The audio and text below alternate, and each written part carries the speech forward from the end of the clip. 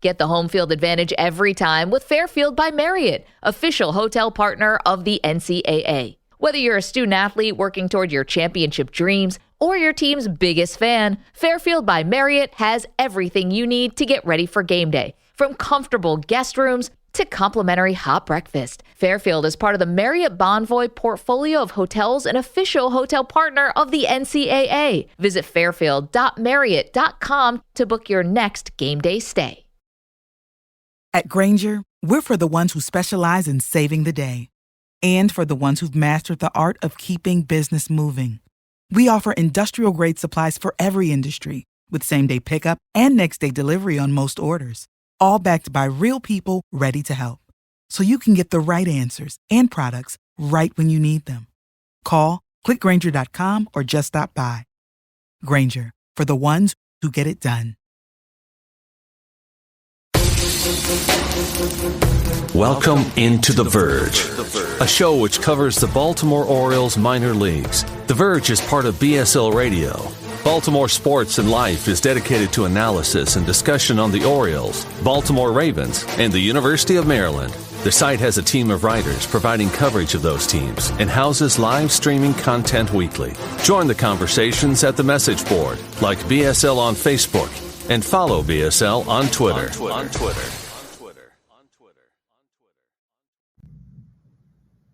Want to make a podcast? Spotify's got a platform that lets you make one super easily, then distribute it everywhere and even earn money, all in one place for free. It's called Spotify for Podcasters, and here's how it works. Spotify for Podcasters lets you record and edit podcasts right from your phone or computer, so no matter what your setup is like, you can start creating today. Then you can distribute your podcast to Spotify and everywhere else podcasts are heard. Video podcasts are also available on Spotify. With Spotify for Podcasters, you can earn money in a variety of ways, including ads and podcast subscriptions. And best of all, it's totally free with no catch.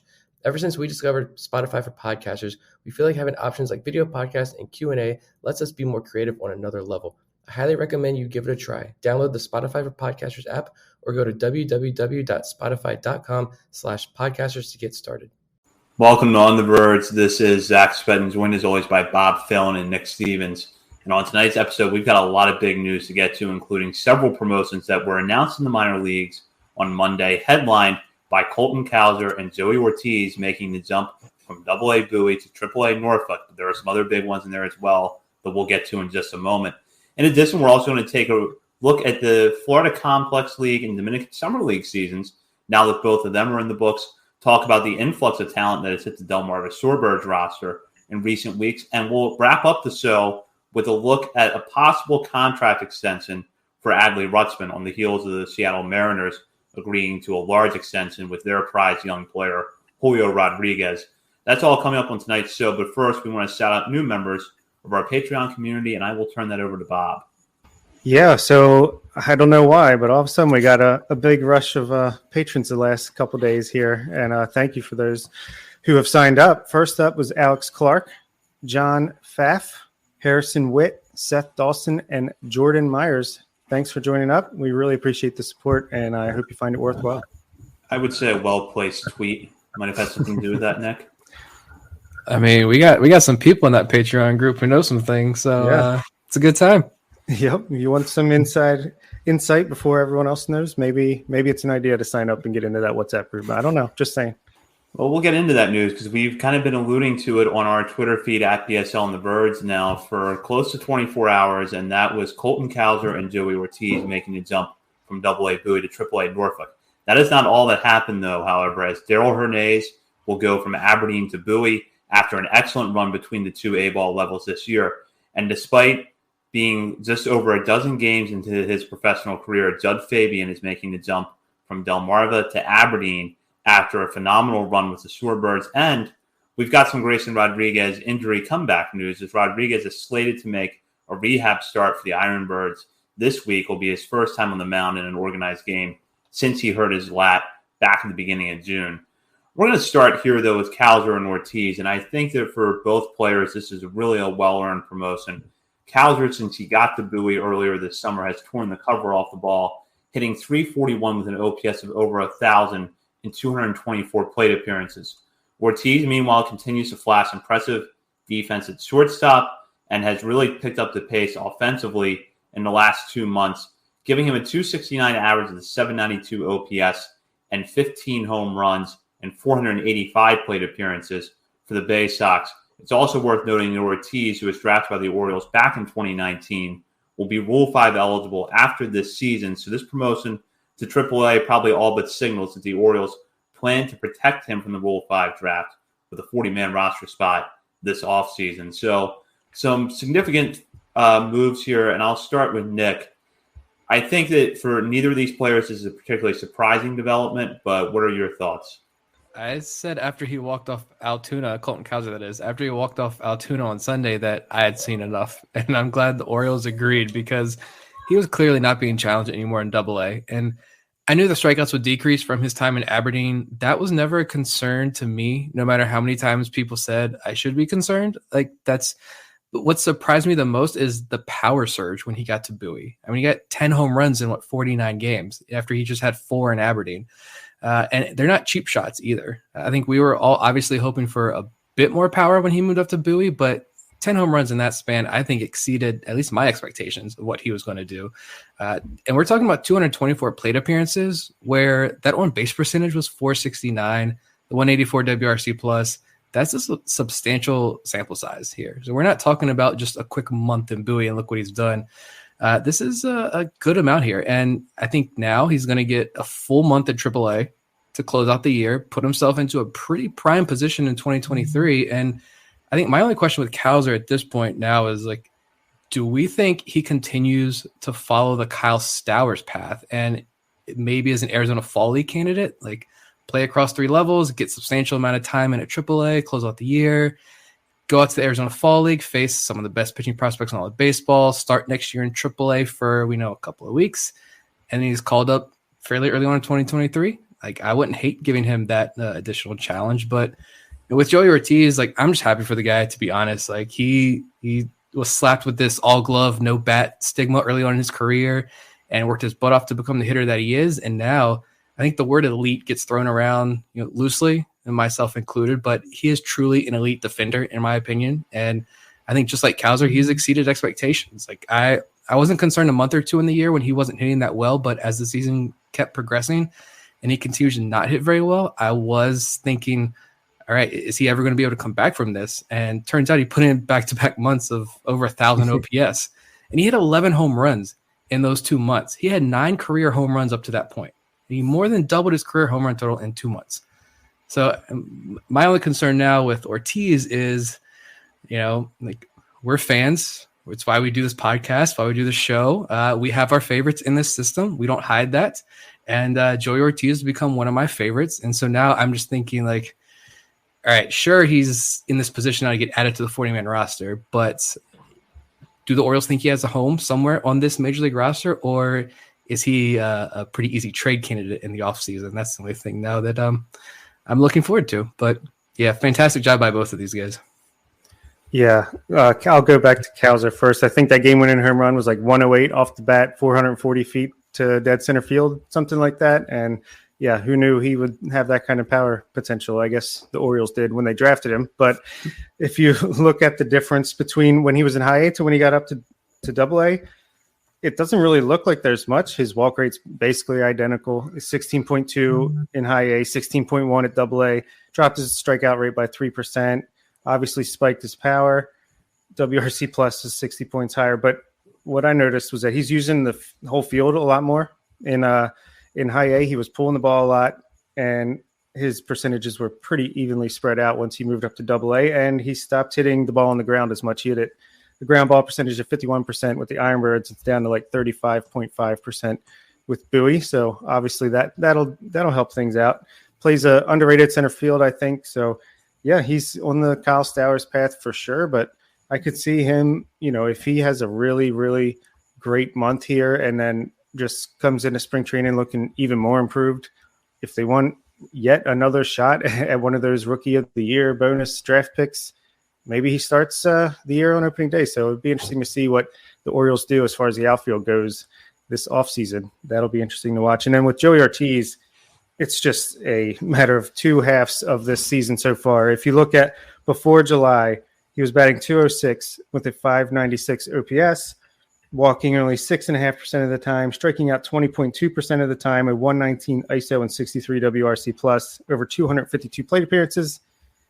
Once July 1st hit, over 208 plate appearances, he hit .355 with a 1059 OPS, an 11.1% walk rate, only striking out 12% of the time, 279 ISO and 184 WRC plus. So well deserved. Obviously, he's got the defense. If he can even hit like in the middle between those two halves, then he's going to be a major leaguer for a long time. Yeah, it's interesting when you think back to April. We were getting a lot of the "why aren't you more worried about Cowser and his strikeouts?" I think it was after about 10 games, 2 weeks, somewhere in there, his strikeout rate was hovering around 40%. That has dropped down. His strikeout total for the year is going to be higher than I think any of us would have expected. But month over month, it has dropped down to levels that I think are more normal for him. And what happened in the process was we started to see the walks come up. And then particularly from about June 1st on, he's been hitting the ball a lot harder. And I think that power surge combined with the move out of Aberdeen, which is not a home run hitter's park, kind of led to him tapping into the power a little bit. And just to go since May 1st, Cowser in 93 games is a .436 on-base percentage with 13 of his 14 home runs, most of which came at Double-A.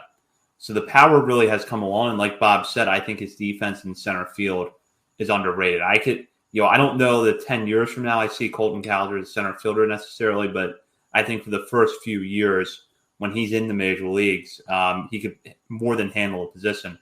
And Ortiz, his defense is elite.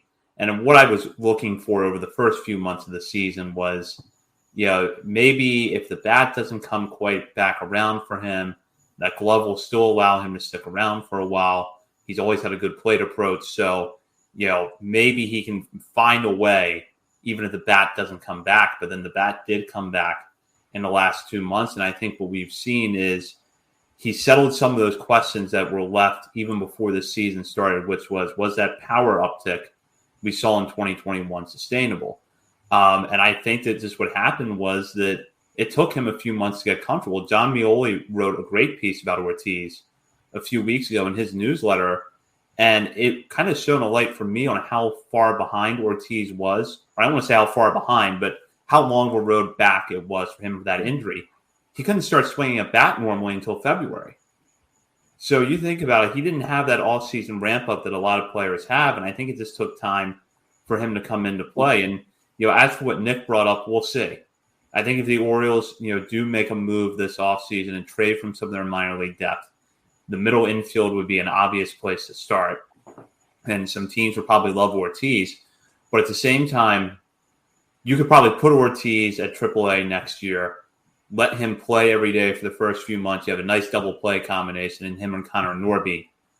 And then when you have that good problem, you figure it out then. Yeah, I'm about that. I'm about, let's not rush to trade these guys if we don't have to. But, obviously, if you got to do what you got to do if you're Mike Elias and the team's ready to contend. But I don't see any reason why Ortiz, like you said, couldn't start the first half all in AAA. And then, if there's an injury comes up or if he has a great start and there's a guy they want to go acquire, maybe he's even more desirable then. So plenty of options. No need to rush any of these things. And the depth is so big and coming up so fast that, you don't have to make a rash decision here. And Jeff Ponce over at Baseball America, actually, he put out an article today that I'm probably going to quote a few times tonight, but it was just a list of a bunch of prospects who basically to target in fantasy baseball, right? But it was just a bunch of Orioles on this list, including Cowser, and he mentioned the strikeout rate. The strikeout rate has dropped since June 1st, a 24% strikeout rate to a 15.3% walk rate, and made a note about the defensive value. He says Cowser's combination of elite swing decisions, blossoming impact, and defensive value could see him turn into another young major league regular for the Orioles. So clearly, it's good defense there. And that's being noticed. The swing decisions, we've seen that. Like, that's from the jump. I mentioned when we first got to watch him last year in Delmarva that his patience at the plate was just different. We talk about that with some guys, but you could just tell, like, he sees the ball so well and he knows that strike zone, I thought, better than anyone I had watched last year, anyone in the system, to be totally honest. And he's really showing that this year. And the strikeout rate, did jump in the beginning, but he was settling in. He had some issues, and he's been overcoming those issues, all part of the player development process. Can you imagine a day when the top three in the Orioles lineup are Colton Cowser, Gunnar Henderson, Adley Rutschman? Some pretty decent swing decisions and patience at the plate there at the top of a lineup. But one thing I noticed when I was going through Cowser's Fangraphs page today is I was going through 2-week increments and just looking at, he didn't slump at all. I think he was over 1,000 OPS pretty much in every single 2-week stretch, except for one. He was around 800. So he was very, very consistent to be that good for that long. Definitely well-deserved promotion. Can you also highlight just look at the game logs since he went 0 for 4 with 4 strikeouts and told the ref to go get a new job. He really didn't say that, but put the umpire in his place, which I fully support doing. He went on a whole nother tear since that game like 2 weeks ago. So yeah, I feel like Colton Cowser is not a guy that you make mad because he's just going to take it on the ball. And we saw Sunday what happens when all of that gets unleashed on a baseball. It's a thing of beauty. We've got a lot of time in the next few months to have this discussion, but I did want to kind of throw it out there now just to see what your initial thoughts are. Cowser is now at AAA. He'll have about a month. As Nick mentioned, maybe he does get some Arizona Fall League time. Could you see a scenario where Cowser is on the opening day roster next year and the Orioles have not just one, but perhaps 4 opportunities to pick up that Rookie of the Year draft pick with him, Gunnar Henderson, Grayson Rodriguez, and DL Hall? And maybe Jordan Westburg? Yeah, Jordan Westburg too. So there's possibly 5. I could see a scenario where it happens. I would say it's a long shot. I mean, that would take like an incredible end to the season and just even more vast improvement going into next year and showing it off in spring training. And it would take a trade to happen to free up the space to do that. But I don't think that's out of the possibilities. I think he could handle it. I think Fangraphs Steamer page had, or is it Steamer? I don't know, whatever their little thing is. It says what a player would do at the major leagues right now. Had Cowser at a 110 WRC plus predicted for the rest of the season if he was in the majors right now. So yeah, I think he could hold his own. I don't think it's likely, but I think it is a possibility. Yeah, it'll be interesting to see if we see an influx of rookies on opening day rosters next year as more teams try to shoot for that draft pick. But yeah, it's going to be interesting to find out. But yeah, I think I agree with Bob that it definitely is a long shot. But that's why I mentioned the Arizona Fall League. Like, what if he does play well in AAA, and then he goes to the Arizona Fall League and gets challenged and has a tremendous Fall League experience? It's not completely out of the question. Odds are extremely low, but it's something fun to think about over the offseason. Yeah, exactly. Low odds, and a lot of it would probably depend on things beyond his control. I don't see it happening if the Orioles keep their current crop of outfield/DH options around going into next year. But if there is a trade and you seemingly have an open spot in the outfield going into camp next year, I would have to think Cowser's name is going to be in the mix. But a lot of time left before we see how that works out. We'll go down to Darell Hernaiz now, who goes all the way from Delmarva to Bowie in what has been one of the more impressive seasons that any Orioles minor leaguer has had. Hernaiz, who turned 21 earlier this month, had the kind of season at Delmarva last year that I think in most organizations would have earned him a promotion to high A. But with the Orioles' stacked middle infield depth, not leaving a ton of opportunities for everyday at-bats, he went back to Delmarva and showed improved power and was a better hitter overall. And after 32 games there, made the jump to Aberdeen, where he managed to be even better, batting .305 and .832 OPS, 5 homers in 60 games, all the while stealing 22 bases in 25 attempts, bringing his total in the season to 31 and 34 attempts.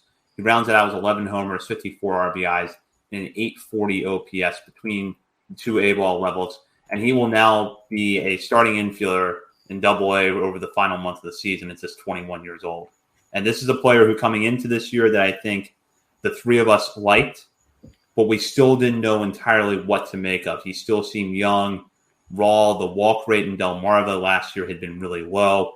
So there were some question marks with him, but he has made tremendous strides this season.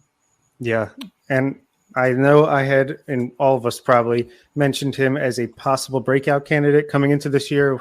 wish I would have been a little more firm in that prediction because he clearly is the breakout player of the year for this system, unless I'm forgetting someone off the top of my head. But he goes back to Delmarva, clearly frustrated, rightfully so. But like you said, the walk rate was low last year. He didn't hit for much power. He comes in and his walk rate was actually 5.8%, which was 1% lower than it was in 2021, but struck out even less. And the power showed up. He started hitting for doubles, for home runs, obviously stealing some bases, 132 WRC plus. Then he gets promoted up to Aberdeen. And I feel like he's been even more impressive since he got the promotion. He's got a 126 WRC plus, but he's only striking out 16.9% of the time, 8.6% walk rate. So he got that up to like a league average level. And even the power was still there. He's got a 150 ISO in that notoriously tough to hit, especially for power. In Aberdeen, Lido's Field, whatever you want to call it, 13 doubles, 3 triples, 5 home runs. Like you said, the 22 stolen bases. So love to see it. Love it for the guy. And just another very talented infielder in this system that can clearly still perform when he's feeling under pressure or not, exactly happy with the situation as he was in the beginning of this year. But hey, he used it as fuel instead of turning and hiding away from it and failing. So I love it. I love what he's provided. And another one who I would be really sad if he was traded because his value is getting higher and higher. But man, this system is loaded with infield talent, especially at guys who were drafted as shortstop, and Hernaiz is right there in the top of the group. Just a couple of the stories that we've heard when we hear what he's gone through and what he's had to overcome and what he's dealt with internally, it's fascinating. To see Hernaiz in this place. Like you mentioned, he just turned 21 like 3 weeks ago, and now he's in Double-A. You got Kobe Mayo, who's 20 in Double-A. I mean, that's just tells you exactly what the organization thinks of these guys. You mentioned the power. He hit just 6 home runs all of last year in Delmarva, and he matched that total in Delmarva again this year in 270 fewer plate appearances. I think I've written that in like a couple articles at Baltimore Sports and Life because I think it's fascinating. Last year we enjoyed his season. We talked about him a lot last year, but it was like he'd go on these massive, I can't remember off the top of my head now. I've written about this as well, but I think he had at least 3 different stretches of 20 game on base streaks, and then like a 15 game on base streak and a 13 game on base streak. Just these ridiculous stretches he would go on, but it was always just 1 for 4 or 0 for 3, 0 for 4 with a walk. And that's kind of what he did. I mean, the OPS was like 6 something. So nothing really jumped out, not a lot of extra base hits. And this year in Delmarva completely turned it around. And he gets that bump up to Aberdeen. And the batting average went up like 20, 30 points. The on-base percentage went up more than 30 points. A little less power numbers, but he's getting on base. And I noticed he's got a big spike in his line drive rate as well. So we know he's got the power, and that's something that I think every national report on Hernaiz talks about, is that there's more power in the tank. I think I've seen that written, I don't know how many times by other people outside the organization. So if he's hitting more line drives, making better contact, and he can get more lift on that ball, and now he's joining Bowie, and we've seen what Norby, Mayo, and Kalzer have done, imagine what Darell Hernaiz could do over this last month. Then was Bowie got like a month and a half left of the season. So, yeah, and I think, like, I was thinking back when I started this whole journey, 5-6 years ago, Hernaiz was probably easily top 10 prospect, closer to top 5 prospect in this system he'd be pushing. And now he's barely a top 5 shortstop prospect in this system. And that's not a shot at him at all. That's just the growth of this system. We should mention, too, what Sam Zelnick had talked about when he was on this show a few months ago about what a leader Hernaiz was in the clubhouse during his time in Delmarva. And for a 20-year-old player to kind of take on a leadership role is really impressive. So you combine that now with what he's doing production-wise, and I think that he's boosted his stock about as much as any prospect in the system this year. Yeah, he still has even more room to fill out and to get stronger and develop more of that power like Nick was talking about. So I don't think we've seen the last of the breakout. I think it's going to continue into next year, and he might be a guy that is a top 5, top 10 prospect in the system at some point next year. Yeah. This also leads me, when we're pointing about Hernaiz, it's more about Aberdeen, because I love Roberto Mercado's tweets every time someone from Aberdeen gets promoted, where they take the selfies. I imagine it's after they tell them the news. And it's hate to see you go, but love to watch you leave. And then their selfies together. Those are my favorite tweets every week, because it seems like every week there's someone from Aberdeen getting that bump to Bowie. And like Aberdeen is just a factory this year. we dunk on Aberdeen's broadcast, and it's so frustrating. Yeah, it's rightfully so, because look at the talent that is coming out of Aberdeen and the guys who are coming into Aberdeen, and we're like, all right, they're good, they're intriguing, but there's questions about this, there's questions about that, and then you get to Aberdeen and it's like, whoa, who is this guy? I mean, how many times has that happened this year? And it's frustrating because, we always can't watch them closely, but man, just shout out to this Aberdeen staff as well. That's a phenomenal story that I wish more people would dive into. These guys, these coaching staff that they have in place there. Move on now to the player that is making the jump to Aberdeen, and that is Jud Fabian, the 67th overall pick in this year's draft out of Florida by the Orioles. He came in and was on a tear immediately after being drafted, and through his first 14 professional games, has an OPS of over 1,300 between Delmarva and the FCL. 10 of those 14 games came at Delmarva. He has a total of 13 extra base hits in that span, including 3 homers. Fabian, just to give some background, is a guy who had always sort of shown a high ceiling during his time in Florida, but there were questions about the strikeout rate and his contact. This year at Florida, the walk rate did come up a little bit, and he had a bit of a rebound year after slumping in 2021. The Orioles were reportedly interested in him in 2021, but the Boston Red Sox drafted him before the Orioles had a chance to take him with a later pick in that draft. Had their chance to get him this year and took him. And this is a pretty quick and surprising entrance into professional baseball for Jud Fabian to make the leap to high A Aberdeen. Yeah, well worth the wait for Jud Fabian here. I mean, goodness gracious, he's got a 241 WRC plus for the FCL and then a 244 WRC plus for low A Delmarva. More walks than strikeouts, and the strikeout rate is pretty low at that, walk rate pretty high. He's just not hitting the ball on the ground. He literally didn't hit a ground ball when he was with the FCL, and he's only hitting the ball 14.3% of the time in Delmarva. So if he can lay off the bad pitches, walk more than he strikes out, and never hit the ball on the ground, I think he'll be okay. Yeah, this is why I said, I think since draft night, that Fabian to me was the prospect that I was most intrigued by, because if he could get into this organization and hit, we know the defense is really good. We know he went back to Florida, and you mentioned he improved the walk rate. The strikeouts went down, but pretty much everything else statistically kind of stayed the same or improved. Like, he really didn't sacrifice, seemed to, at least, we don't have all the good college data, but just kind of looking at his college numbers, he didn't really sell out in any area, but he improved in the areas that people dinged him for. And yeah, he still only hit 239 that last year at Florida, and I think that was my biggest concern. How much is he going to be able to hit when he gets into this organization? And he's hitting over 400 since he joined. And yeah, that's against rookie ball pitching and low A pitching, but now he's getting challenged early on in Aberdeen. I did not see this coming. We saw Colton Cowser and guys just mash for the rest of the season in Delmarva, put up video game numbers, and the Orioles were comfortable keeping them there.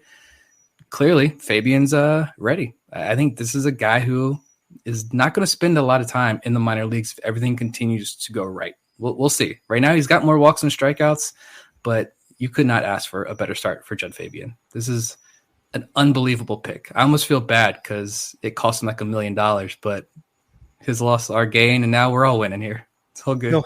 He'll make it up for it when we sign him to an extension in 4 years or so. I hope he brings that up. Like, remember that? Yeah. Yeah, he has, I think, I'm not surprised that he hit low A pitching well, but you watch his at-bats, he was hitting the ball hard every time up, and he was putting together good at-bats. It wasn't like he was getting a bunch of first-pitch fastballs. He was putting together good at-bats and really, taking advantage of mistakes when he got him, hitting tough pitches and really driving the ball. So he looks good at the plate, and the defense in center field is really good. And that's one thing I've always liked about Fabian is that it seems like he is the kind of guy you could, pencil him in right now in center field in the major leagues eventually. It's just a matter of how the bat is going to play at the higher levels. I think he's always going to hit for power, but will the improvements he's shown with the walk rate going back to the start of this season at Florida continue to show themselves, and will he be able to further cut back on the strikeouts, hit for average a little bit more? Those are the things you have to watch, but getting to high A at this early in his career is a big achievement, and he'll have a few weeks of regular season ball left, plus the playoffs. So opportunities for him to have extended at-bats before the season ends. Yeah, I didn't think about that. Aberdeen is qualified for the championship series, so he gets a few more games as well. And this kid just mashes. I would not be shocked if the Aberdeen effect does not affect him, to be completely honest. I want to see that, because if he starts hitting home runs immediately down in Aberdeen, I'm going to get even more excited, which is going to be hard to do after watching him these first couple of weeks. Yeah, I'm going to the Ironbirds game on Wednesday, taking the kids. I wish it was Thursday with Grayson starting, as I'm sure we'll talk about. But yeah, I'm going to get to see Jud and our friend Freddie Ben Cosme. I got Luis Valdez. It's going to be fun. It's going to be different than when I went earlier in the season, but all just as much fun, just the same. And Fabian's kind of like comparable to Joey Ortiz in that he can just rely on that his defense is so good that it's almost a high enough floor that he should at least make it to AAA, and a guy that could step in with if needed as an injury replacement or something like that. But if he's going to hit, then just makes the value all that much more. We'll talk about Grayson Rodriguez for a moment. He, as I mentioned at the top of the show, working his way back from a lat injury that seemingly came right before he was going to be promoted to the major leagues. We've kind of speculated before about whether that outing where he got hurt was supposed to be his last at AAA level. We'll probably never know, but now Rodriguez is on the road back. He's slated to make a rehab appearance in Aberdeen on Thursday night. Just kind of curious of the timing here. We're coming down in the last few weeks of the season, but you do have about a month left at AAA and a little more than a month in the major leagues. The Orioles continue to make the push for the wild card spot. Where do you guys see Rodriguez's ceiling being this year in terms of level? I'll start with Nick on this one.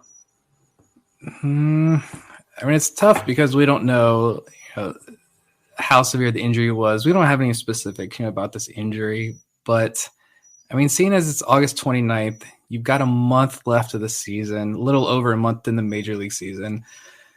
I personally just don't know if I see him making his big league debut this year. Like, unless he hits Aberdeen and then he gets an outing in Bowie and then maybe one outing in Norfolk, he probably does that route. And I haven't looked at the schedules to see if, it's home, and that would, like we were doing earlier with somebody in that situation. But if that's the case, maybe I could see that, and if he's feeling good. But I don't know. That just scares me. I just think, why not just slow play it in Aberdeen, slow play it in Bowie for a start, and then get a couple more outings in Norfolk. They run through the end of September, and then you can immediately send him to the Arizona Fall League as well, where he can get more innings. I would be much more comfortable with that, to be honest. How much really is he going to give you in the major leagues this year? Do you really want to, if this team is there, we're in the final week of the season and it is 1 game, 2 games are separating the Orioles from a playoff spot, I could see the urge and why a lot of people, I'm sure many Orioles fans, would be clamoring for Grayson Rodriguez to be in that situation, even if it's in a bullpen role. But Vivek's comment there, I agree with that 100%. You got to look forward to 2023. This is a guy who can be 100% healthy and ready to go on the opening day roster, maybe even pitching opening day next year. I don't want to risk that. That's how I'm viewing this. Are we going to get a tweet from Mercado on Friday? Picture of Grayson. Hate to see you leave. Love to watch you go, or whatever. He's on his way from his rehab. But I think I'm in agreement with you. And I think you can let him get back to where he's comfortable making starts for Norfolk again. And then you can just keep one eye on the season where, hey, if he's looking healthy and dominant and, it's the last week or two of the season and you're really right there knocking on the door, you could use him either in the bullpen or in the rotation at the major league level. But I don't necessarily think it's going to happen unless it's a very unique set of circumstances where you need his skills and he's looking like he's more than healthy and ready to do it. But yeah, I'm in complete agreement, but I'm just glad he's healthy, and I would think he's a shoo-in for the Arizona Fall League at this point because they're going to want to get his innings ramped up a little bit heading into 2023. Yeah, I agree with you guys. I think a lot of things would have to fall into place for him to make the major leagues because I just checked. Nathan Ruiz had reported on Monday before we started recording this show that it wasn't clear how Rodriguez was going to be used in his first start in terms of his pitch count or his innings limit. I did just look at the schedules, and it does line up that Bowie will start a home series against Richmond the day after Labor Day, which will be next week. And then the week after that, Norfolk will start a home series against Charlotte. So maybe Rodriguez does make one start each at the 3 affiliates next week. But I think unless all 3 of those starts are at a normal pace, you would really have to accelerate things for him to get to the major leagues in time for the end of that, for the season finale in early October. So, and I think you're also going to see too, as just as he's beginning to ramp back up, the Orioles are going to have a pretty good idea of whether or not they're still in it. And if they're still in it, they can make the decision then to bring him up. Go ahead, put him on the 40-man roster, which we're going to do in the offseason anyways, and give him an outing before he's in the rotation next year. If not, keep him at Norfolk.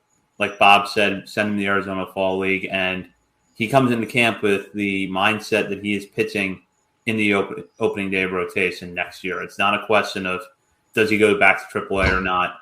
It's going to be major leagues. And we'll go here to a question from AJ because we were planning to talk about this next. Do you think Gunnar gets a call up tomorrow, pretty much last day to put him on the 40-man? The Orioles have until Thursday. Thursday is when the rosters will expand to 28 players for the final month of the season. Henderson not on the 40-man roster right now, and in fact, it's not Rule 5 eligible until after the 2023 season, but it's pretty much a foregone conclusion that Henderson's going to get added to the 40-man sooner rather than later. I think we're going to see him, and I would not be shocked if he debuts during the Cleveland series this week, which will start Tuesday night. But curious to get your guys' thoughts. I think the promotions today kind of signal that this is happening soon. I mean, I know it's when even Orioles beat reporters are getting duped twice now in their guesses as to when Gunner's coming up. Literally no one knows when Gunner's coming up. But when you bring Joey Ortiz up, a premier shortstop, to Norfolk's roster, and you look at that, I said before we came on, I was waiting for somebody to tweet out like Caden Grenier and or Greg Cullen or some of these, a pair of these infielders were released, and that would have made me kind of more hesitant, saying, all right, they're making space for Ortiz. Gunner can still get at bats. Westberger can get at bats. So can Ortiz. Maybe he's not coming up quite yet, but I think you make these moves today, it sets up perfectly to bring up Gunner tomorrow, but we'll see. I mean, I think it is an issue. It's not an issue of is he going to come up? It's just when. But yeah, he's definitely coming up. And my only thing with Gunnar Henderson is, can we stop fixating on the freaking strikeouts? Every single comment, like Dan Connolly's Army coming out with the strikeout takes on Gunnar Henderson. Enough already. He's at the lowest strikeout rate of any stop, lower than any stop he had last year, and he's 21 years old in AAA. Apparently, people just forget now his age. When it was all, he's 20 years old, look what he's doing. He's 21-year-old in AAA with the lowest strikeout rate other than Bowie earlier this season. So stop fixating on the strikeouts. He's fine. He's going to come up very soon, and hopefully it makes a big impact. That's all we can hope for. Well, amen to that. But yeah, so I do think there's a good chance it's tomorrow. If it's not tomorrow, I think it could be Friday for the home series against Oakland, even though I know September 1st is Thursday. You could add him to the 40-man before that and then just call him up on Friday. Most likely, I think it's in the next couple days. And the Ortiz promotion obviously is a signal to me that it is very likely to happen. But also the fact that Corbin Carroll got called up today and is making his major league debut for Arizona tonight. He's in a very similar situation to Gunnar Henderson, and Arizona decided that this was the week, this was the day that he was going to come up and get enough at bats to, get some experience, but still be eligible for them to get a draft pick next year, rookie eligibility once he's on the opening day roster next season. And the Orioles were off today, so to me that means Gunnar will be up tomorrow. It's just a guess. I thought he would be up this time last week, but they waited one more week because I think they want him to get every day at bats when he's up, and I can't argue with that. So, yeah, we shall see when it happens. I said when, not if. It will be exciting, but we'll see. I'm glad you mentioned Corbin Carroll because I just want to look at the league as a whole for a minute. This is the first year under the new collective bargaining agreement where a lot of these rules about rookie of the year voting and draft pick compensation are coming into play. Basically, team could gain a draft pick if a player is on their roster for a full season. I believe it's finished his first or second in rookie of the year voting. The Diamondbacks are in a much different spot than the Orioles right now in the sense that they're really just playing for respectability down the stretch. They're not going to the playoffs. But Corbin Carroll is a very similar prospect to Gunnar Henderson. They're frequently cited as either the first or second best in the game. And he would be a front runner for National League Rookie of the Year next year when the predictions start coming out. So do you think that this is just going to be the trend in baseball going forward where top prospects, rather than maybe not debuting until the following spring, do get that tune-up in September with the idea of being on the opening day roster the following year so teams can gain draft picks, especially because the draft doesn't offer the guarantees it used to now that you have the draft lottery in place? Yeah, I mean, you did see more higher-rated prospects begin the year on the opening day rosters this season, and I think it's pretty well known that Adley was looking to be one as well before his injury. At that point, they decided, we might as well just let him ease into it and get him up as soon as possible while, I don't know, maybe they wanted to, just in case he doesn't finish in the top 2 of the Rookie of the Year, we can get next year out of him. But, I mean, maybe it hurts guys that, like Gunnar, could have been up in late July, early August, but it's like, hey, if we just wait a little bit longer, we can get him up and still have him eligible next year. But also it could help guys that otherwise, like Wander Franco, wouldn't be up till late the next season or early-ish the next season. But, hey, let's get them up. Let's get them a taste, and they'll still be eligible for it. Yeah, it's complicated, but I don't know. I think I like this situation better than the previous situation. I wish they could have just found a way to completely remove all the games around this situation. But, yeah, I don't know. Yeah, it is still a game and we don't have to agree with it. I don't think many people do agree with it, but the rules are in place and GMs and teams are going to take advantage of those rules the best they can. And so that's why Gunnar's not up right now, right? It's because, yes, he can help this team. Speaking of that Jeff Ponce article earlier today, he's like, Gunnar is days away from a call-up and could really potentially make an immediate impact in this playoff race. And I kind of think the same. He's not going to come out firing every single night. We know rookies are going to struggle. He's going to take his lumps, but his explosiveness and his potential to impact the game on any night, I think could have a major impact down the race. But you bring him up too early, then what if he is playing well? And what if this team is right there and then you're forced to bench him because you want to hold onto that eligibility? Teams are not going to want to deal with that. So if you wait a couple more days, now you're entering this phase where we know he can get 4 at-bats every game. We know we're going to give him 1 day off, maybe 2 days off a week, just standard, and we can get away with that. But if you would have to bench him that last week when you've got to beat this team and win this game and he's hitting 350 and just homered in back-to-back games, the outrage would be unbelievable, and rightfully so. Yeah, and actually I do think the rule is now, I think it was going to be if you were first place in Rookie of the Year, you got a amateur draft pick, and if you were second or third, you would get an extra international draft pick. But since they didn't agree to an international draft, I'm not sure what happens to those other 2. But yeah, it's so complicated. Move on now to recapping quickly the FCL and Dominican Summer League seasons for the Orioles farm system. There were 2 teams in the Dominican Summer League this year. DSL Orioles Orange, who finished 26-34, while DSL Orioles Black finished the season 23-34.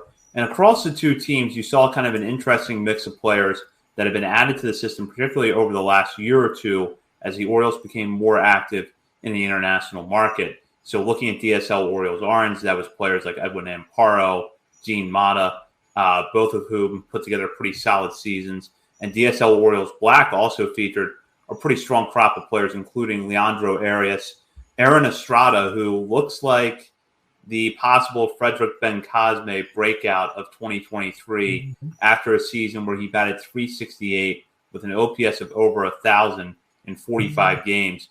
Young switch hitter, 17 years old. We have seen video of him. He's actually one of the few players we've had video of the Dominican Summer League, and it looks like he's got a pretty nice stroke at the plate, especially from the left side. Braylon Tavera, the prize acquisition in the Orioles International Free Agent class this past year, .411 on base percentage as a 17-year-old. So this is kind of an interesting mix of players here. We know that a lot of them are far away from the major leagues if they ever get there, but I will start with DSL. And Bob, what stood out to you down there this season? A lot, kind of. I think this was the most successful international season since, we got back into that market. Just a lot of guys that even if their numbers aren't overwhelming, you can see clear signs of just talent. Like Tavera, he only batted .243 with the 730 OPS, but like you said, he walked 36 times, had on base over 400. Leandro Arias only had a 650 OPS, but he walked a bunch, stole 10 bases, showed flashes. Aaron Estrada, the breakout. Edwin Amparo ended so strong that, man, if the season would have kept going, he might have, got his numbers up to a pretty decent place. Raylan Ramos, I barely knew his name coming into the season. Obviously, we talked about him a little bit on our show with Kobe Perez, but he batted .288 with the 769 OPS. And Christian Benavidez came out of nowhere, batted .295 with the 786 OPS. Gene Mata was great down the stretch. Alfredo Velasquez, a name to watch. Ellis Cuevas, Luis de la Cruz. So offensively, I feel like there was a bunch of guys where, maybe not the top of the market international dollars that were like the headlines around January or February, but it's a bunch of guys that are worth keeping an eye on. They had good walk rates, good strikeout rates. So that's really what I'm looking at when it comes to offensive players in the DSL, is the walk and strikeout rates, and maybe a little bit if they have some early developing power. Thomas Sosa, a guy we were high on, didn't have the best season, 201 batting average with 596 OPS, but he's still very young, obviously, and has plenty of room to grow. And the pitching was there's a list of 15, 20 guys that had great numbers. Obviously, don't know what to make of it exactly, but guys that like Jose Ramirez struck out 73 batters in 52 innings. Luis De Leon struck out 45 and 28. A bunch of those guys that just clearly have good stuff. Don't know if they'll be able to harness it, but that's what next year is going to be about. Yeah, this is tough because, we just kind of have to do what I think we always talk about we hate doing, and that's box score, stat line scouting here. But, we've gotten some bits and pieces of info on some of these guys that have been really awesome. And I wish we would have had, an authoritative voice on the show today to talk about these guys, but hopefully sometime in the near future. But for me, guys that really stood out, and Bob mentioned this, I'm looking first thing I look at is walk strikeouts when I'm talking about hitters. And we've had, I think Kobe Perez and Matt Blood have both said on the show, that's what you want to look at here. If you're looking at numbers in this area, that's just something really important to look at. It's a good indicator of, do I pay attention to this guy, or are they really struggling? As a 17-year-old on the DSL, if you're striking out 50% of the time, it's not going to improve that much. But, Leandro Arias, you guys mentioned, we've heard some crazy batted ball data, like some insane exit velos, and not just for a 17-year-old, but just across the board, insane exit velos. So it's clear why he's high on some prospect lists. Braylon Tavera, the on-base percentage was awesome to see, that .411 on-base percentage. I can't get super excited about Tavera yet. Maybe I just have to see him in the FCL next season, and in my opinion, will change. But for me, the guys that stood out the most were Raylan Ramos for sure, hit 288, 359 on-base percentage, 9 doubles, 2 triples, 2 home runs, just 21 strikeouts in 47 games. He closed out the year with a 354 average in August. I love that. I think I have an autographed card of his over here somewhere, so definitely love that. Gene Mata has been my guy since it was announced, and I think it was only because of the hype video he put out after he signed, but whatever, I'll take it. He backed it up. He had a .403 on base percentage this year, 22 walks to 24 strikeouts, so fantastic into the season. Benavidez, Bob mentioned that name as well, but 17-year-old middle infielder who had a 566 OPS in June, 765 OPS in July, and then a 917 OPS in August. He had 2 extra base hits in the first 2 months of the year, had 6 extra base hits in August. And I went back and looked, and Ben Badler in his kind of review column of the draft class actually had Benavidez as the sleeper to watch in this draft class. Athletic, plus speed, plus arm, big power for his age, drives ball with impact to right center field, pull side during batting practice. Pretty much just mentioned if he can keep the strikeouts down as he moves up, this is going to be a guy to watch. So that's good to see. And he definitely did strike out a good bit. Edwin Amparo too. Yeah, this is a guy who I think, if I remember correctly, didn't he get the 3rd highest signing bonus, I believe? So yeah, when the calendar turned to August, he flipped the switch like so many of these other guys. And he had a 1017 OPS in the month of August. So clearly something clicked there, which I think is awesome. Kobe Perez name dropped him a few times on our show. This is a guy who I think no one really talked about, but had a fantastic into the season. So clearly things are working for him. That's good to see. Aaron Estrada, I don't think we can say enough good things about Estrada in that season he had. But yeah, a couple of guys on the pitching side of things for me, names I just wanted to highlight real quick were actually two guys who signed at odd times, Brian Batista and Noelan Cuevas. Batista signed in December. So I think that means he must have signed for like that league minimum that doesn't count against your pool. But 18 years old, 6'3", struck out 48 guys, walked just 10.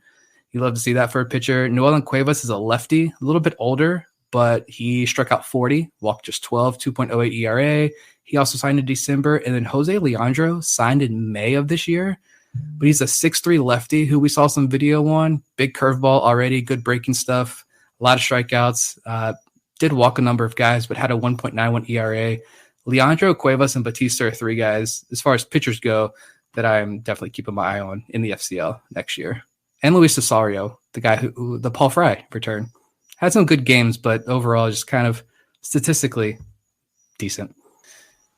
The FCL now, they finished their season 16-39, and the clear offensive standout was a player that was regarded as one of the best young hitters in the Orioles system coming into 2022, and that was Samuel Basallo. As a 17-year-old, Basallo belted 6 homers with a 279 average and a 774 OPS. And you have to wonder, if not for the number of hitters competing for at-bats in Delmarva right now, and Creed Willems being the Shorebirds' everyday catcher who's just coming into his own at the plate, which we'll talk about in a minute, if Basallo would be in Delmarva right now. We had a lot of players come and make short and positive, but very short impressions before going to Delmarva, like Frederick Ben Cosme was there. And there were a few prospects where you look at the stat line and you see a mixed bag. Michael Hernandez, I think, struggled a little bit more with contact than anyone would have expected. The same with Kevin Guerrero. In Hernandez's case, though, he did pick up the pace with a good month of August, and reports on his defense are pretty strong. Davey Cruz has been one of the best breakout stories of this season, was strong during his time in the FCL, striking out 17 batters in 13 innings of work across 3 starts. So those are a few of the standouts. I'll turn it over to Bob here, though, just to see what his thoughts on this team were. You know, it was really disappointing on the pitching front for me. A couple guys that I was with Davey Cruz, I was excited for him, and he proved to be, worth getting excited about. But a couple other guys who I was excited to see this year, Cesar Alvarez and Anthony Murillo. Alvarez only pitched 4 innings, didn't give up a run, struck out 5, didn't walk anyone, but obviously some kind of injury. Luis Ortiz didn't pitch at all. He had some kind of injury. And Anthony Murillo, he only got in 1 1/3 innings and didn't pitch great, obviously super short sample size. But unfortunate that those arms didn't get a ton of time in, and there weren't really any other breakthrough arms. But the bats, there was definitely some interesting stuff. Like you mentioned, Samuel Basallo, just a freak of nature and a guy who just continues to impress me more and more the more I see of him. Michael Hernandez, sure, disappointing season, but still super young. He's got the tools. He seemed to be kind of turning things around towards the end there. Anderson De Los Santos, I think his numbers weren't great, 242 batting average, 752 OPS. But if you look at his walk strikeout numbers, his BABIP and that kind of stuff, very, very solid stuff. And the videos that Eric Garfield, shout out to him, he's putting out there, he clearly can play solid defense as well.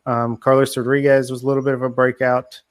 And Angel Tejada, I think, is worth shouting out as well. He had a 786 OPS on the season, and another infielder who, we'll see what happens next year when I get to full season ball. That's when we really start to see what we really have. But this is part of the process, the next step from the DSL. And there were some successes and some disappointments, like Kevin Guerrero, who batted 145 with the 503 OPS, unfortunately. Yeah. The highlight for me was definitely Basallo. If I could filter this correctly, which I was trying to do earlier, in complex league stats, are a monster here, but Basallo tied for the league lead in home runs, I believe, with 6 as a 17-year-old kid. So he's flexing home run power as a high school junior in pro ball. I think that's huge. but while also he kept that strikeout rate at about 20%.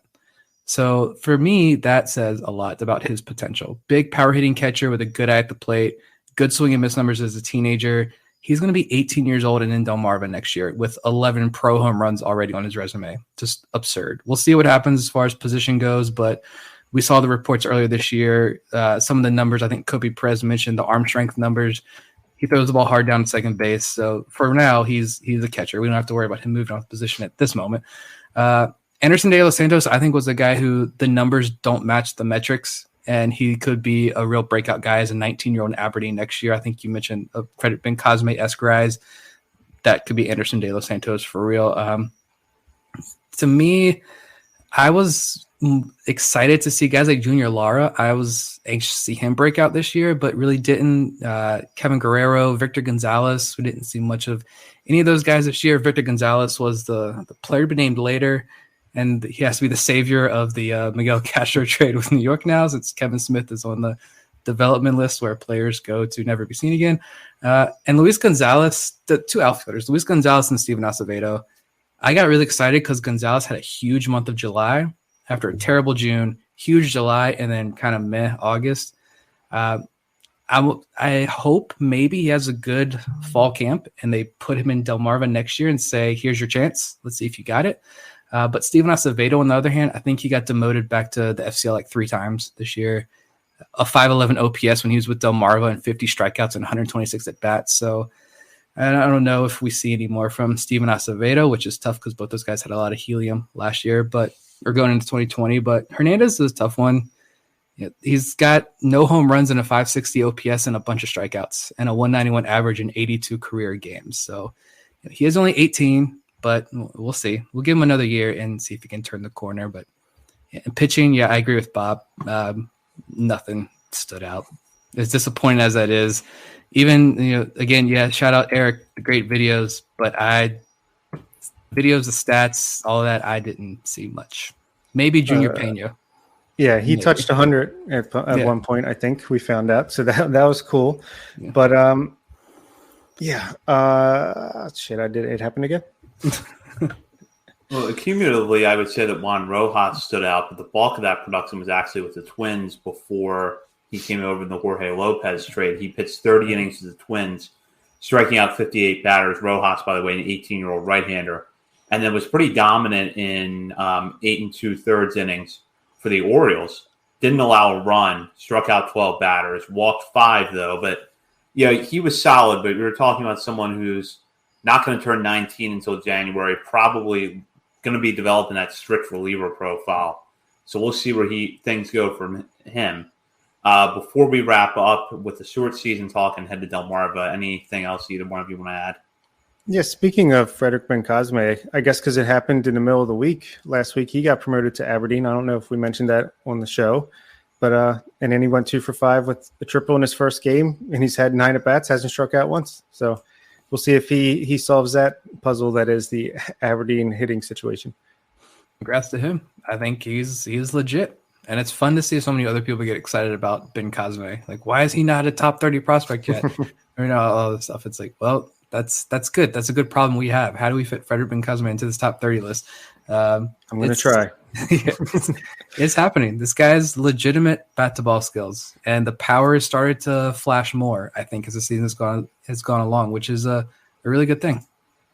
Delmarva was, of course, where Ben Cosme burst on the scene, and now the Shorebirds have several players who are making positive first impressions after coming out of the system in the 2022 draft. Before today's show, this is actually today's announcement. This was actually where we planned to talk about Jud Fabian a little bit, but he got promoted, so it gives us an opportunity to focus on some other guys.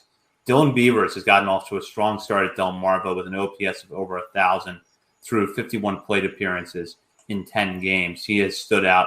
Max Wagner has gotten off to a solid start as well. Silas Ardoin, something of a walk machine, which I don't know that I saw a lot of in his profile. He's only hitting 208 right now through 30 plate appearances, but he has managed to walk 4 times, giving him a 333 on-base percentage. Jackson Holliday, of course, is now in Delmarva after making the jump there last week, and so far he is 2 for 13 in 3 games to the Shorebirds. So kind of a small sample size at this point. But with some of the names I just mentioned, it's clear that this is a much different Shorebirds team than we saw for much of this year, which was a lot of young players the Orioles had signed as international free agents, making their stateside debuts or their full season debuts. Now you have players that have come out of the draft, in a lot of cases from high-level Division I programs, getting a tune-up over the final weeks of the season. And I'll start with Nick here. It does feel like that you're watching a completely different Shorebirds team than the one you would have even seen 3 weeks ago. Yeah, this is the must-watch game, I feel like, most nights. But we said this last year, I think, as well at this time. But these guys are aggressive, and I think in a really good way. Like, you see the potential with Dylan Beavers. He's making a lot of fantastic contact so far. More singles and doubles, but he's coming up with the clutch hits. I don't think he's trying to do too much. Very, like, Colton Cowser-esque at-bats, I think, from what we saw when he was in Delmarva. I think it might take him a little while for that power to come through, but when that organization can unlock the power, I think you see, again, a Colton Cowser-esque rise for Beavers next year. I actually really enjoyed watching Adam Crampton. I think I mentioned him as like a guy who I fall for those, defensive Wizards guys, but he just shoots the ball the other way consistently, which I love to see that. And Jackson Holiday, like you see it. You see it. Now we finally get to watch him play. I think he didn't play Sunday, so Saturday. I want to say he came up with the bases loaded, or there were guys on. He was in a game-winning situation there, and he hit a ball. I thought he just fouled it off. And again, I'm watching on MILB TV. I'm not at the stadium, but I thought he had just fouled it off, and I was like, oh, all right, next pitch. No, this thing fell like 10 feet short of a game-winning walk-off home run. And like, how? There's no way that ball just traveled almost 400 feet, but it did. It's just easy power from this kid. I love the swing, but yeah, Max Wagner just gets beamed every chance he gets. I'm scared for him, but he's patient, not striking out a whole lot. That's the thing. These guys are showing the same thing the draft class showed last year. Strikeouts are low, walks are high. They're getting on base, and they're hitting the ball hard. And so we'll see next year. This gets me excited again for next year to see. All right, it's Aberdeen again when these guys all move up together. Yeah, I guess Max Wagner is this year's Hudson Haskin or Brett Cumberland, the guy who's going to get on base any way he can. And I like that. Hopefully it doesn't lead to too many injuries. But yeah, the Holiday swing is just so easy, and the ball just explodes off the bat. You love to see it. We talked about Jud Fabian, Dylan Beavers. Yeah, it's been great. But the guy who's been surprising to me is Carter Young. Obviously, we signed him to an over slot deal for $1.3 some million, and it's small sample, but he's got a 346 batting average, 832 OPS with 3 doubles in a walk so far with Delmarva. I thought, especially coming off the injury with Vanderbilt and the bad season he had, I thought maybe, it would take some time before the Orioles could work with him and get his offensive numbers back up. But he was even 4 for 14 with the walk in the FCL. So he's off to a good start. We'll see if it can last. And, yeah, I like Douglas Hodo. He's got 5 walks, 2 stolen bases so far. Adam Retzbach, he's got 6 walks. All these guys, they clearly like guys that can take a walk. And I think I'm going to have to take a walk after this podcast, considering how many times I forgot what I was going to say. Talking about the Shorebirds lineup of late, it wouldn't be complete if we only limited this discussing the 2022 draft picks, because we've had a couple of players emerge as breakouts this month. Creed Willems, who has been with the Shorebirds for most of the season, delivering by far his best month offensively for the Shorebirds. So he's trying to put a strong finish together to the end of this season. Reed Trimble, meanwhile, a player that we were not sure we were going to see this year after a shoulder surgery over the offseason, has been with Delmarva since about the middle to end of last month, and offensively has picked up the pace. Hit 2 home runs, and if you watch his at-bats, he's putting together quality at-bats. He's hitting the ball hard, and the power was one of the things we were wondering about Trimble coming out of Southern Miss. Would it translate? And while we don't have enough of a sample size yet to know if it's going to at professional levels, you can see that some of the improvements he's making down the stretch here with the Shorebirds are allowing him to tap into that power a little more. I go back to Creed because I mentioned him the other day at the end of an episode, and 837 OPS this month. And that walk-off blast he had the other night was beautiful. Probably his best swing of the season. And it came just minutes after I saw people talking, trashing him online, and which makes it even better. He's a 19-year-old kid who is commanded this pitching staff with turnover, probably a language barrier as well. We've mentioned this before with Creed. I mean, he's catching as well. It's the hardest position there is to adjust to, and he's learning, and he's developing, and he's growing, and we're seeing that. And, Adley has had high praise for him. Drew Rama's come on the show and had high praise for him. And I'm not comparing Adley to Creed at all in terms of prospect status, but the leadership attributes that we highlighted so often when Adley was coming through the system, I see that in Creed. The way he interacts with his pitchers, he's taking cues from Adley. You see that on the field. So shout out to Creed Willems to end the season on a high note. Reed Trimble, it's still the same thing. Just stay healthy, just get these at bats. I just want to see him in that batter's box for the rest of the year. I honestly did not think that we would see Trimble at all this year. So this is just a pleasant surprise. This is all a bonus for me. The power's coming through, decent eye at the plate. Look at Joey Ortiz and how long it took him to come back from surgery. Reed Trimble had shoulder surgery. So let him settle in. And he's if you want to pick at something, he's not hitting lefties. I think I noticed that. He's hitting under 100 or something ridiculous against lefties. But, he's going to finish the year in Delmarva and get more work at fall camp, likely start next year at Aberdeen. And we finally get a full healthy year of Reed Trimble, and we see what we finally got in him. But it's good to see him come on strong at the end of the year. The thing with Creed for me is, he's bigger, he's out of shape, whatever. I mean, the fact that they let him skip the FCL this year, they put him in Delmarva, and they never demoted him back to the FCL despite his struggles. That says a lot to me that the organization knows that he can handle the adversity that he's going through in this learning experience of a year, and he's going to be all the better for it next year. So it really annoys me, all the comments that people make about him, but we'll see how he comes out next year and looks. And what was I going to say? I like what I've seen from Reed Trimble. I think the power, I'm not worried about the power with the shoulder injury. I mean, we'll see next year when that comes in, but he's just putting good swings as the season has gone on. He's got more comfortable.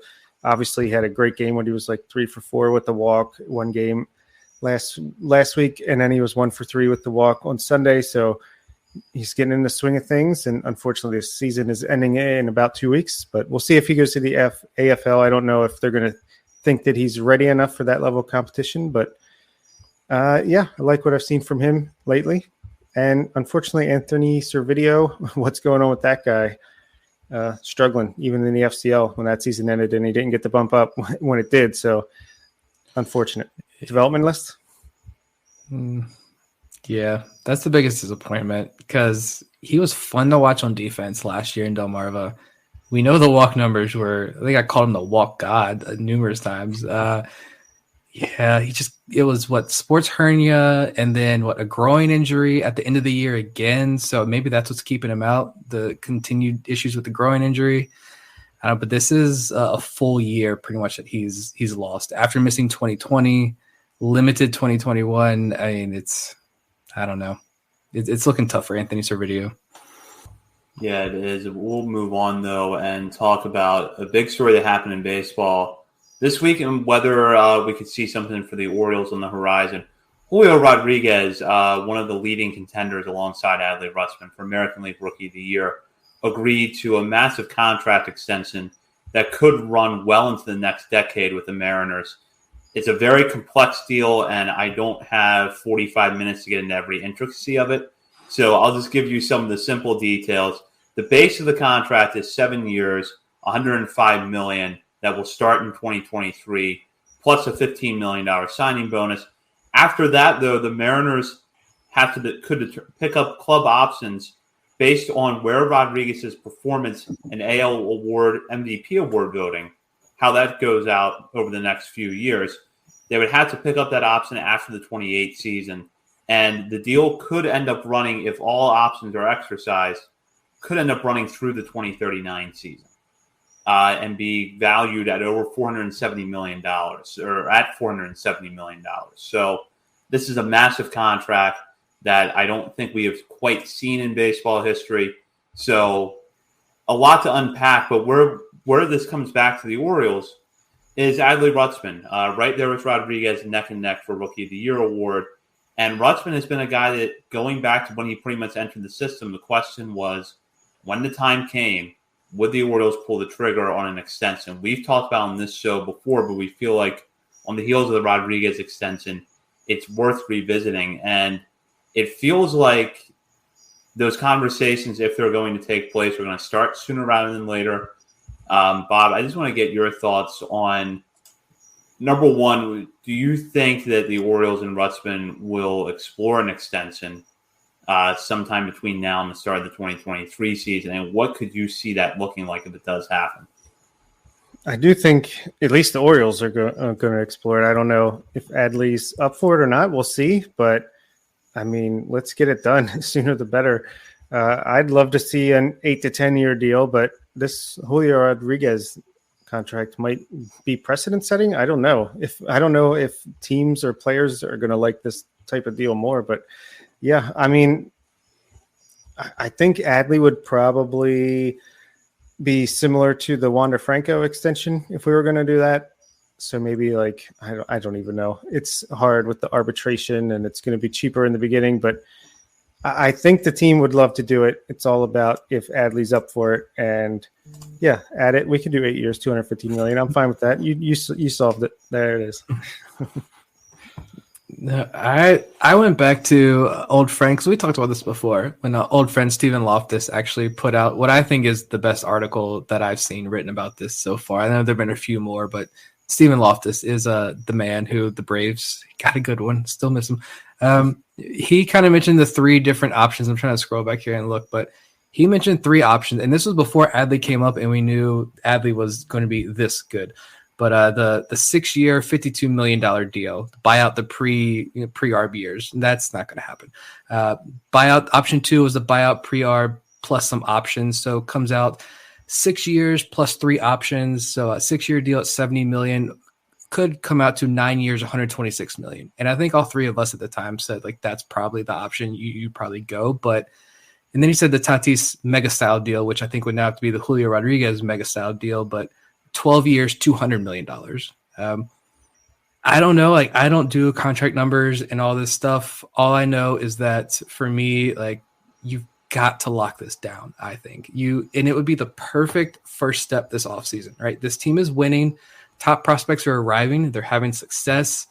I don't need to pull out pitcher by pitcher the stats of what these pitchers pitch like when Adley's behind the plate versus Chirinos is behind the plate. We've all seen it. We all know those numbers. We don't even need to see those numbers in front of us to understand the difference that Adley makes. But you look at the numbers, not just what he brings to the pitching staff, but like he's not just a potential rookie of the year candidate, but I think he's honestly, there's a legitimate argument, not just saying this as an Orioles fan, but a legitimate argument to say that he is the best catcher in baseball right now, or he is very close to being the best catcher in all of baseball. He's 4th in the majors right now in FWAR, 2nd in doubles, 4th in walks. This is all among catchers. I did the 200 plate appearance threshold, and he's 2nd on base percentage, 2nd highest WRC plus, 3rd lowest swinging strike rate. And this is all while he really struggled those first 2 weeks or so that he was up. Like, I don't think I have to convince this audience that Adley Rutschman is that good, but like, you know, lock him down, show the rest of the league that we've shown the rest of the league that, hey, this team is for real. This team is a winning team. Lock your leader down and show the rest of these free agents like, hey, we got money. We're going to spend this money. Show the fans that you're going to spend this money. You got to take risks. Of course, when Julio Rodriguez deal was announced, I think I tweeted like Adley's next. And then someone had to respond, Chris Davis, you're blocked. No, you've got to take risk. And Adley Rutschman is the guy to take that risk on. Like, lock him down, show the fans, show the rest of the league that this is for real. Make the trades, sign more free agents, and 2023 is going to be that year in Baltimore. I strongly believe that. I know there's some people who are hesitant because they don't like Mike Elias for whatever reason. They don't trust this front office. Maybe it's ownership. They don't trust ownership's going to give them the money to spend. I get all of that, but I just can't convince myself that this offseason is not going to be a ton of fun. And to lock Adley down would just be the start. Yeah, and honestly, there's not a less risky contract than these deals that are signed while these players are pre-arbitration, because look what the Braves have done with Acuna, Albies, and now Michael Harris. So, yeah, I mean, there's basically no risk because Adley's Adley, and I don't ever want to see him in another uniform as long as I'm watching baseball. Yeah, I think that the Orioles have to do something. The Rodriguez contract might not be a perfect comparison in terms of the amount of years it's going to run. Adley is 3 years older. He plays a more volatile position. So there are some different risk factors involved in Rutschman's case. But I revisited Steven's piece that was written at Baltimore Sports and Life over the offseason, and I think that I would still lean towards something that looks similar to the second scenario that Steven outlined. Maybe it's more of an 8 to 10 year deal, probably higher annual salary than what Steven had in there. And maybe the Rodriguez contract in some way ties in where, Rutschman could win American League MVP in the next 3 years. It seems like a very realistic possibility. Maybe there's a bonus or, a player-friendly option that automatically kicks in if Rutschman does win the award or he finishes runner-up. There's probably a lot of ways that Rutschman's representatives could be creative about it that I'm not thinking of right now. But I think you have to start somewhere, and I think the Rutschman extension is the best place to do that. And I think what you have to consider is that even teams that don't spend a lot of money still find a way to lock players up. The Rays did it with Wander Franco. They did it with Evan Longoria back in the day. The Guardians did it with Jose Ramirez. That was one that I didn't see coming, but they signed him, and I think that was the right move. The Oakland A's are notorious for extending players. Of course, they trade them later on, but they will extend players early in their careers. So I think before you want to go out and try to get a big free agent in, or you want to trade for a guy that maybe has a year or two left on his contract and convince him to sign an extension in Baltimore, you got to invest in your core. And I think investing in Adley Rutschman is a significant way to do that. So if I'm the Orioles, if they haven't started those talks already, I would be starting them as soon as possible and hope to have an extension in place by the time the 2023 season starts and know exactly what the next 6 to 8 years are going to look like. And you can start to plan to build around Rutschman for what should be a really special prime of his career. Honestly, I might even consider the same for Gunnar Henderson at this point, even though I know it's Scott Boras is his agent, so probably not likely, but explore it with him. The pitching, Grayson, I think you can wait a little bit just because it's so volatile between injuries and stuff, but I would try to lock even Cowser in the next year or two. Let's get some of these guys that we think could be like staples to this team, lock them in so that they know, hey, we're in this together for the next X amount of years and let's do it. Yeah, even the Pirates gave Cabrian Hayes $70 million. We can give Adley Rutschman a contract if the Pirates of all teams can give Hayes a contract. But yeah, I just think you look at the wall and the impact that's had.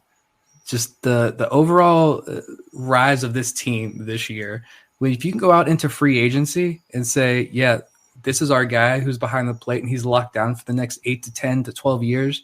Even just 8 years. He's locked down for the next 8 years. This is the ballpark you're pitching at now. These are the guys who are coming through the system. You can't tell me that pitchers aren't going to want to come to Baltimore to pitch. I mean, this is the beginning, and you've got to lock this down in the beginning, because if you let Rutschman go, I feel like between the Machado deal, Lamar Jackson issue going on right now, take that shot at Ravens fans while I can. I'm not a Ravens fan, so I'm just going to take that shot. I feel like Orioles fans and Baltimore area fans are, we're scarred, but don't make this mistake with Adley Rutschman. That's all I got to say. And regarding the ownership aspect of this, which I know is complicated because we don't have the same assurances that John Angelos is going to run things the way Peter Angelos did. And on almost every single issue, we hope that John Angelos is not from the team the same way Peter Angelos did.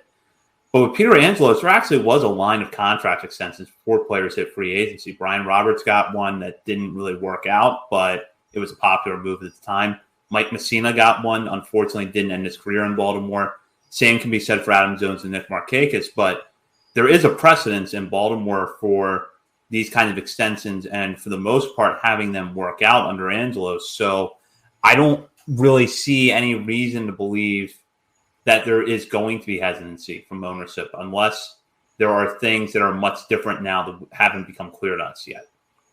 I mean, we got this deal. Who was that deal? Was it not Fanatics? Whoever this deal is now, Use your fanatics, your sports book money that's coming in. Let's reinvest that into a little catcher behind the plate. Exactly. The money is there. And this is a perfect way as well. You raise the payroll. Michael Elias said, we're going to be raising the payroll, right? Or something along those lines. You don't even necessarily have to. I've seen some people say this as well. You don't necessarily have to go out and throw a ton of money in free agency. Just lock your guys down. That payroll is going to climb, and the rest will take care of itself. It's just do it. We're sponsored by Nike now. And I'll just throw this out there before we move on from this. I'd rather have the Orioles extend some key players and go out and give Trey Turner Marcus Simeon's contract. So, again, topic for another episode altogether. We'll wrap up now with our usual final segment, which is our players outside the top 30 and some of the things they've done lately, whether it's been a good game, a good week. Maybe just something interesting we're noticing with their performance trends. And I'm going to start with Nick, who has a couple of interesting players at the highest level of the minor leagues. Yeah, I went AAA. I'll go with pitching first. But I went Yanier Cano, acquired in the Jorge Lopez deal. But he pitched 2 innings last week, 1 hit, no runs, no walks, 2 strikeouts. Since he got rocked on August 7th, he's pitched 6 1/3 innings, and he's allowed just 1 earned run. For whatever reason, here's a bold prediction early on for next year. I think Cano makes an impact in next year's bullpen. Whatever it is, I love the changeup. I love just all the pieces he has. If this organization can unlock something with him, I think they have. He's not going to become a Felix Bautista or anything like that, but I think he can become a usable bullpen piece next year for sure. And Caden Grenier was the hitter. I feel like this is the last chance we're going to have to talk about Caden Grenier, but the injuries are piling, or not his. That's something else. Never mind. What is his numbers? Grenier. Last week, 4 for 9, a triple, a home run, 4 walks, 3 strikeouts. He's played all 4 infield positions this year. He's played left field, getting on base at 344 clip. But I want to bring him up and say, I know we have a lot of fans out there who love Caden Grenier. Do either of you see any path whatsoever for him in this organization? Or is this pretty much it for him? Maybe he'll catch on somewhere else. In this organization, it's gotten a lot more difficult because I thought early in the year his path to the majors was Orioles maybe not having a lot of luck at shortstop and going with the shorthand on defense to kind of help stabilize things down the stretch. But then Jorge Mateo's breakout came along. That wasn't an issue anymore. And now you've got Gunnar Henderson, Jordan Westberg, Joey Ortiz all at the majors or AAA, with Jackson Holiday probably going to be moving pretty quickly in the next 2 years. So, yeah, the path is getting narrower for Caden Grenier with this organization. So I understand why some people are fans, the defense especially. It's Mason McCoy Redux. Nice to have in AAA, but I don't know if it ever happens with this team. I could see him making a major league debut somewhere, but not with the O's. Yeah. Speaking of, shout out to Mason McCoy. I see him on the Twitter timeline all the time. The guy makes defensive highlights every night, but good job, Mason. Yeah, I'll go with my guys next. I went with Trendon Craig. If it wasn't for the lack of power, I think he would be looking a lot more impressive. And I'm surprised it's not there, but, he's got to start to lift the ball more. I think the raw power is in there. But over the last 2 weeks, he's batting .325 with a .772 OPS, 372 on base, only 400 slugging, 113 WRC plus. But he's been hitting the ball pretty good, just not for much power. So want to see that climb up. And then my pitcher is going to be Peter Van Loon, who I feel like, was the hot name for a couple months there, and then he kind of just fell off the radar a little bit. But in the month of August, he had only 4 starts, but a 2.81 ERA over how many innings was it? 16 innings with 13 strikeouts. Did walk 8, so that's a little bit high, but no home runs allowed. And I still think he's a big guy with some big stuff that could make some noise next year. I'm sticking entirely in Delmarva this week, and I'll go with one of their more recent additions, and that is Douglas Hodo, an outfielder drafted in the 6th round out of Texas in this year's draft by the Orioles. He's gotten in 3 games so far as the Shorebirds, stolen 2 bases, impressively has walked 5 times against 4 strikeouts. And while he's only 2 for 10 in that span, with Jud Fabian getting promoted, that's another opportunity for him to probably get everyday at bats somewhere in the Shorebirds outfield for the rest of the season. So with more consistent playing time, I'm intrigued to see what he does. And the reports on his defense out of Texas are very positive, and those are backed by a lot of highlight reel catches that you can find online. And then pitching wise, I'm going to go with Ryan Long, who has been one of the Shorebirds' best pitchers over the month of August. 11 innings pitched. He has yet to allow a run while allowing just 5 hits with 17 strikeouts against 1 walk. Long has kind of been a stabilizing force for the Shorebirds this year. 67 innings, 71 strikeouts, a 2.82 ERA. So it's good to see him finishing the year on a high note, and hopefully he's able to work his way in the conversation for Aberdeen's rotation next year. Long, by the way, a 17th rounder out of last year's draft out of Sonoma College, and is making his full season debut this year. No runs over his last 20 innings, which is a fantastic run. 2 walks, 22 strikeouts over his last 17. And even in the last start, he's pulling some Johnny Cueto-esque moves out there on the mound with the shimmies and the shakes and the disrupting timing. So he's getting cocky out there on the mound, and I love it. I love everything he's doing out there. Shout out to Ryan Long. He's been unbelievable since he came off the IL.